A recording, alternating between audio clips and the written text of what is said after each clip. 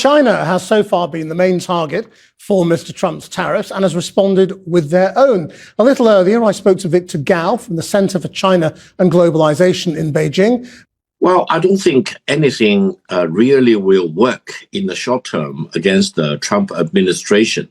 But I think by doing the right thing and sending the right message is extremely important. Tariffs are not going to work in any real sense of the word. No country in the world will make huge riches and wealth by imposing tariffs against other countries. We are living in a highly integrated world, and trade should be very much welcomed and encouraged between and among nations, rather than using tariff to force other nations to invest in your own country.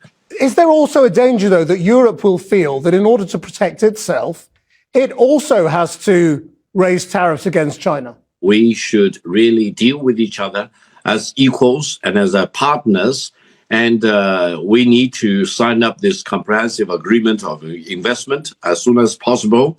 And Europe should really walk a very fine distance between Washington and Beijing and really see China as it is. China is not a competitor of Europe.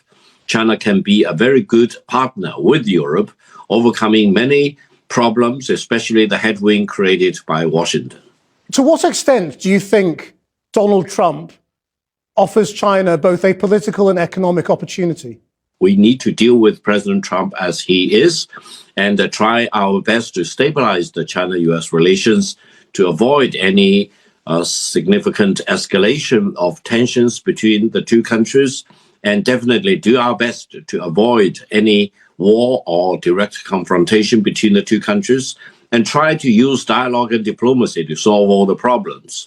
But at the same time, China definitely will stand very firm and will never give a single inch to the manhandling and the pressure from the Trump administration. But are there more opportunities for you now in the Pacific and Africa as a result of America looking less reliable? China has been promoting the Belt and Road Initiative and also the Global Civilization Initiative. These very important initiatives should be further promoted with or without the United States participation, or with or without the United States second guessing. It's been clear, though, since day one of the Trump administration that their foreign policy is at least partly based on their belief that China is going to take military action in Taiwan.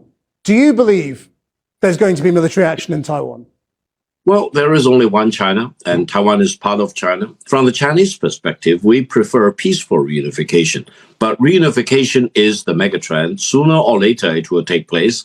Preferably, it will take place in peaceful ways. But if the separatists want to push the situation beyond the point of return, or if any foreign country, including the United States, really wants to involve in the cross-strait relations by military means or other means, then China will take military action. Yes, I mean, that sounds like a yes, that there is going to be military action, because it's not just the Taiwanese political leaders, it's the people there too. I don't think so. I think the overwhelming majority of the people in Taiwan, altogether 23 million of them, do not want to have a war, do not want to fight for the separatism of Taiwan. They consider themselves to be part of the whole Chinese nation. No, but they believe there's going to be a Chinese invasion. They don't want war, but they believe you're coming for them.